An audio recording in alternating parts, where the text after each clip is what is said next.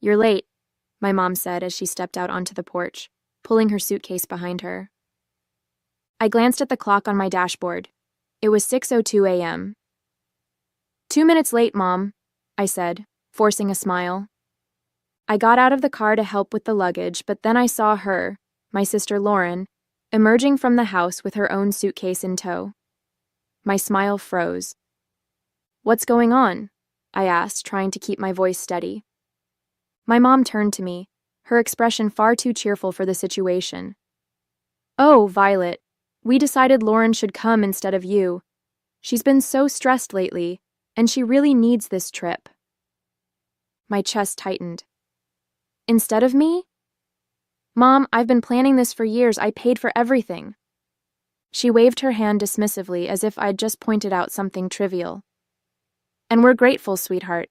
But you're always working so hard. You can take another trip later. Lauren needs this right now." Lauren didn't even have the decency to look guilty.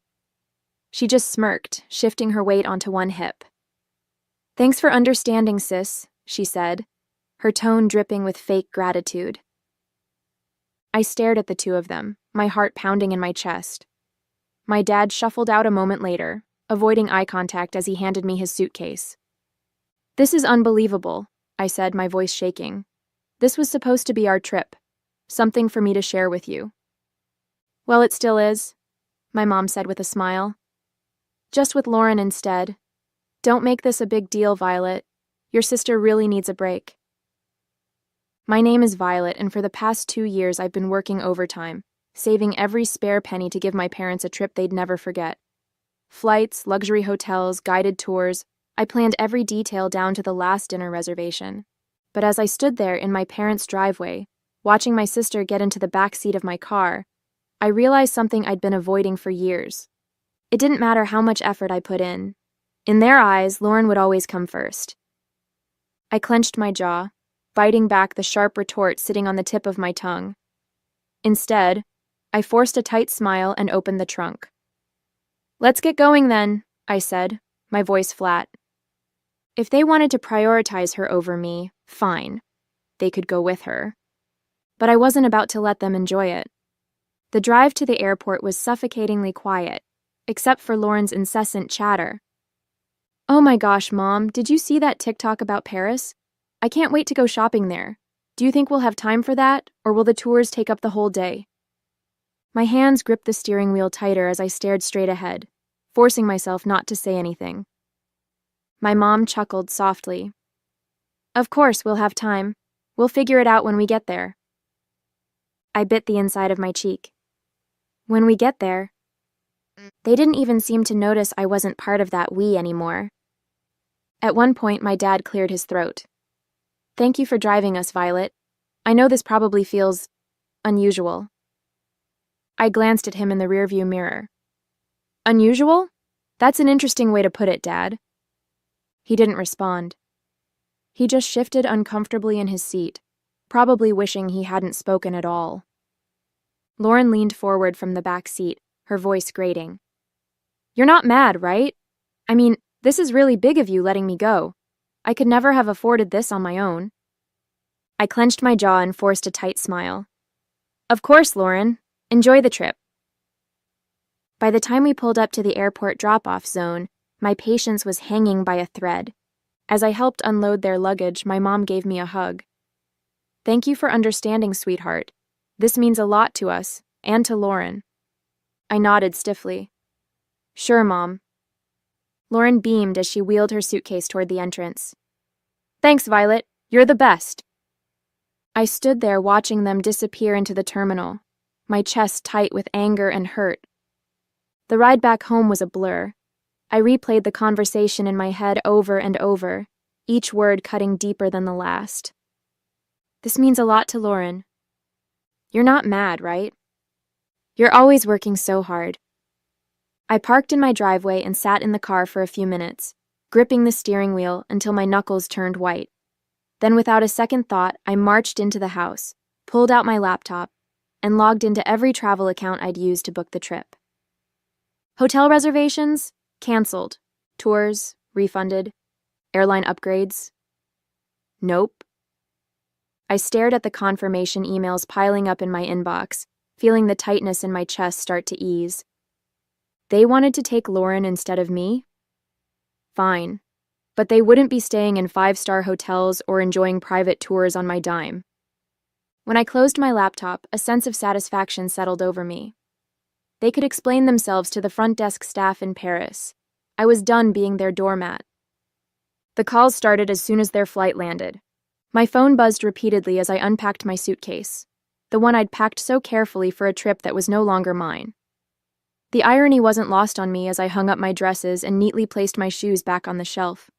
The buzzing continued, filling the room with its relentless vibration. I sighed, picking up the phone and glancing at the screen. My mom's name flashed across it, accompanied by several missed calls and texts. I unlocked the phone and scrolled through the messages. Violet, what's going on? The hotel won't let us check in. The reservation is missing. Call me immediately. Violet, this isn't funny. Fix this now. A laugh escaped me before I could stop it. Fix this? They really thought I'd swoop in and save the day after what they'd done? The phone buzzed again, this time with a call from Lauren. I let it ring out, only for her to leave a voicemail. Violet, this is so petty, she snapped, her voice dripping with entitlement. We're stuck here because of you. You need to call the hotel and fix it, now. I rolled my eyes and deleted the voicemail without listening to the rest. For years I'd been their fixer, the one who smoothed over every mistake and picked up every slack. Not anymore. Eventually, I decided to answer, if only to stop the barrage of calls. My mom's voice hit me like a tidal wave of anger as soon as I picked up. Violet, what did you do? The hotel says the reservation was canceled and none of the tours are booked anymore. I let her rant for a moment, then calmly replied, I canceled them. There was a long, stunned silence before she hissed, Why would you do that? Oh, I don't know, I said, my tone laced with sarcasm. Maybe because you decided to take Lauren on my trip. You're lucky I even drove you to the airport. We thought you'd understand, she snapped. Understand what? I asked, my voice rising. That years of saving and planning didn't matter because Lauren needed a break? That my hard work meant nothing to you? Guess what, Mom? I don't understand, and I don't care to. I hung up before she could respond and turned my phone off, tossing it onto the couch. The silence that followed was blissful, and I felt like I could breathe again. If they wanted to prioritize Lauren, fine. But they could figure out the rest of the trip without me. The silence lasted only a day. By the next morning, my phone was buzzing again with calls and messages. At first, I ignored them. I spent the day cleaning the house and catching up on work, but curiosity got the better of me by evening. I opened my phone and braced myself for the storm of texts. From my mom, Violet, you've gone too far. Your sister is in tears and your father is furious. We can't get into any of the hotels you booked. From Lauren, you're acting like a child. I don't get why you're making this such a big deal. Just fix it already. And finally from my dad, we need to talk, this isn't right. I set the phone down, shaking my head. For years, I'd been the one to fix things, to make sure everyone was comfortable and happy. Now that I'd taken a step back, they didn't know how to handle it. I poured myself a cup of tea and sat down at the kitchen table, letting the anger simmer. How dare they expect me to clean up their mess? How dare they act like I was the one in the wrong? The next call came minutes later, and this time I answered. Violet, my mom barked before I could say a word. This isn't funny anymore. We're stranded. Do you have any idea how embarrassing this is? I took a slow sip of my tea. Embarrassing? You think this is embarrassing? Try saving for years, planning every detail, and then being told you're not even part of the trip you paid for. Stop being dramatic, she snapped. Lauren needed this more than you. And now she can figure it out, I said firmly. You made your decision, Mom. You wanted to take Lauren instead of me? Fine, but don't expect me to fund her vacation. We're family, she hissed. We don't do this to each other. I let out a bitter laugh. Funny, I was just thinking the same thing. Lauren's voice came through the background, whining, "Mom, just hang up on her. She's being impossible." That was the final straw. "Enjoy your trip," I said, my tone icy. "Oh, wait. You can't, because it's not your trip. It was mine. And now it's nobody's. Goodbye." I hung up before she could respond and turned my phone off again. For the rest of the evening, I felt an odd mix of anger and relief. Anger that they'd put me in this position, but relief that I'd finally stood up for myself. They could call me dramatic all they wanted. For the first time in my life, I wasn't letting them take advantage of me. The next few days were blissfully quiet. With my phone turned off, I finally had space to think clearly, free from the barrage of guilt trips and accusations. I spent my mornings sipping coffee on my back porch, enjoying the calm I'd craved for so long. My afternoons were filled with work and catching up on little projects I'd been putting off, things that reminded me how capable I was when I wasn't bogged down by their endless demands. But by the third day, curiosity got the better of me. I turned my phone back on to find over a dozen voicemails waiting for me. The first few were from my mom, growing increasingly hysterical with each one. "Violet, you need to call me back right now. This has gone too far. I can't believe you're doing this. You've humiliated us. We're your parents. How could you treat us this way?" Then came Lauren's messages, full of the same entitled tone she'd always used. "This is so petty, even for you. You're ruining everything. Just fix it, Violet." And finally my dad's voice, quieter but no less pointed. "Violet, I don't understand what's happened to you. Call us back so we can sort this out." I hesitated before listening to the final voicemail, a long one from my mom. Her voice was quieter this time, tinged with frustration and exhaustion. "Violet," she began, "we're back at the airport now. The trip is ruined, and I hope you're happy with yourself. Your sister is devastated, and your father and I are, well, disappointed doesn't even begin to cover it. Call us when you're ready to talk." I deleted the voicemails without replying. I wasn't ready to talk, and honestly, I didn't know if I ever would be. This wasn't a one-time mistake. It was the culmination of years of them putting Lauren first and expecting me to accept it with a smile. As the hours passed, I found myself reflecting on all the times I'd been overlooked or dismissed. Every holiday where Lauren's whims dictated the plans. Every family gathering where my accomplishments were treated as afterthoughts. This trip had been the breaking point, but the cracks had been forming for years. That evening, Grace stopped by unannounced, carrying 2 cups of coffee and an unmistakable look of curiosity. "I heard about what happened," she said, setting the coffee on the table. "Your mom called me yesterday." Of course she had. My mom had always been good at recruiting allies when she wanted to guilt me into compliance. "And?" I asked, taking a sip. Grace shrugged, a sly smile creeping across her face. "I told her you were probably busy and would get back to her when you were ready." I laughed, shaking my head. "You're the best." "No, you're the best," she said, her tone suddenly serious. "Because you finally stood up for yourself. I know how hard that is, Violet. Don't let them drag you back down." Her words stuck with me long after she left. Grace was right. I'd spent too long bending over backward to please people who never seemed to care about my efforts. It was time to break that cycle, once and for all. By the time the weekend rolled around, I felt a strange sense of clarity. The anger was still there, simmering under the surface, but it was joined by something I hadn't felt in years. Freedom. Freedom from their endless expectations. Freedom from being the family's fixer. Freedom to finally live on my own terms. But as expected, the silence didn't last. It was Sunday afternoon when I finally got a call that I decided to answer. This time, it was my dad. "Violet," he began, his voice heavy with weariness. "Your mom wanted me to call. She thinks you'll listen to me."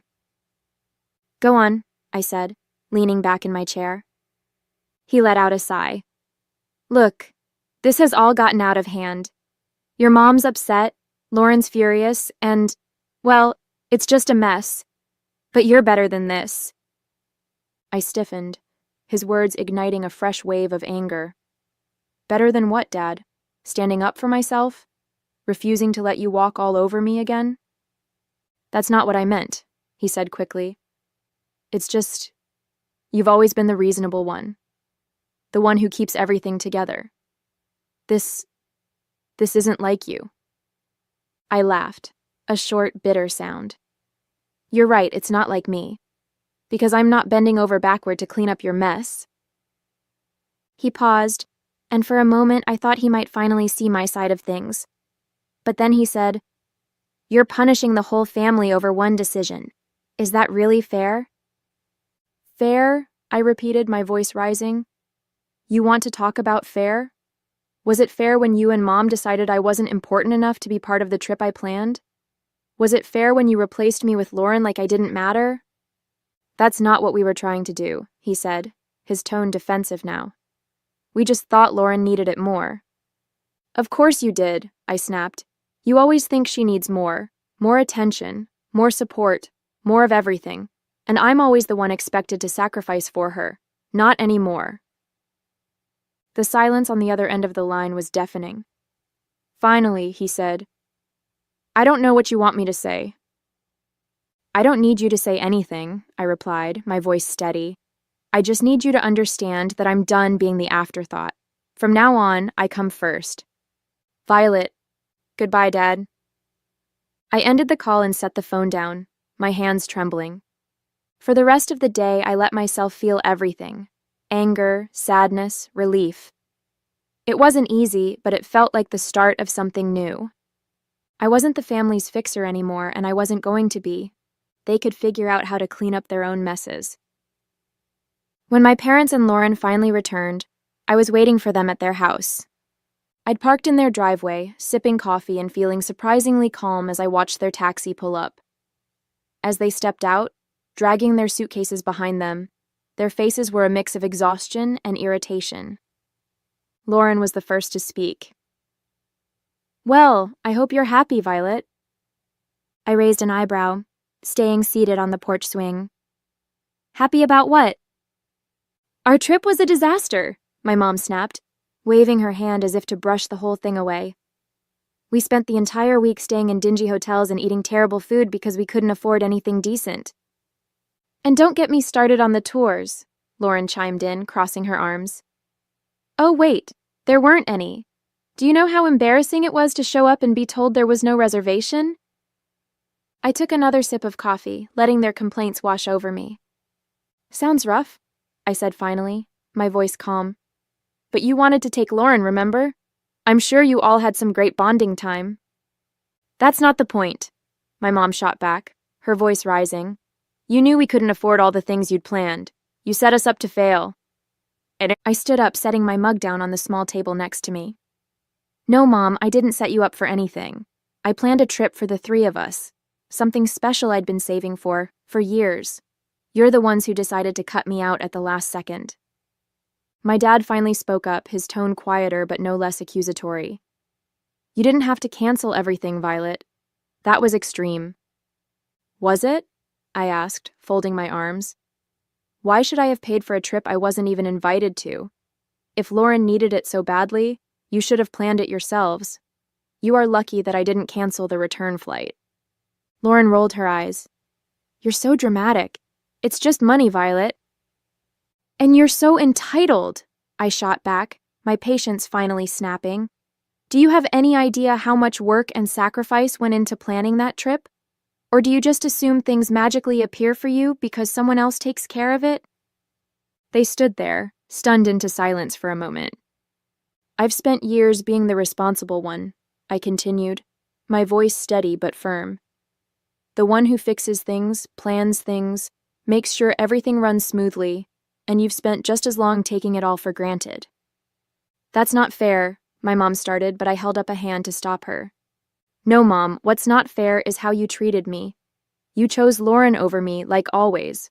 So I chose to stop being your doormat. You didn't want me on the trip? Fine. but you don't get to enjoy the benefits of my hard work without me. I grabbed my bag from the porch swing and turned to leave. I'm glad you're back safely, but don't expect things to go back to the way they were. I'm done. As I walked to my car, I heard them calling after me, their voices a mix of anger and guilt. But I didn't look back. The drive home from my parents' house felt strangely peaceful. For years, every visit had left me emotionally drained, but this time I felt lighter. I'd finally said everything I'd been holding in, and for once, I wasn't worried about their reaction. When I got back to my house, I made a cup of tea and sat on the couch, replaying the confrontation in my head. They'd been so sure I'd fold, that I'd give in like always. But watching their stunned faces as I walked away was a reminder of how much I'd changed. They could be angry, hurt, or embarrassed. It didn't matter anymore. I was done living my life to meet their expectations. The next day, I got a call from Grace. "How'd it go?" she asked, not bothering with pleasantries. I laughed, leaning back against the kitchen counter. "Exactly like you'd imagine. They're furious, Lauren's pouting, and Mom is probably trying to figure out how to guilt me back into line." Grace let out a snort. "Let her try. You've got a backbone now, and I'm here to make sure it stays in place." I grinned, grateful for her unwavering support. "Thanks, Grace. I mean it. You've been my rock through all of this." "Anytime," she said, her voice softening.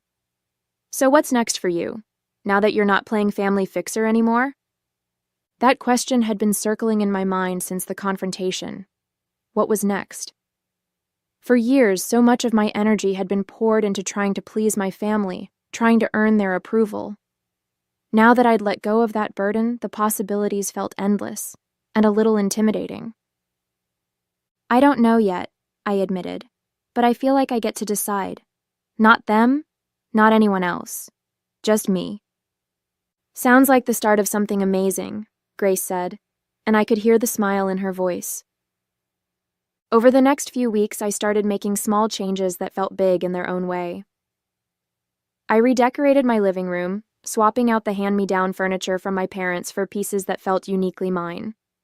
I spent weekends exploring local cafes and parks, things I'd always meant to do but never made time for.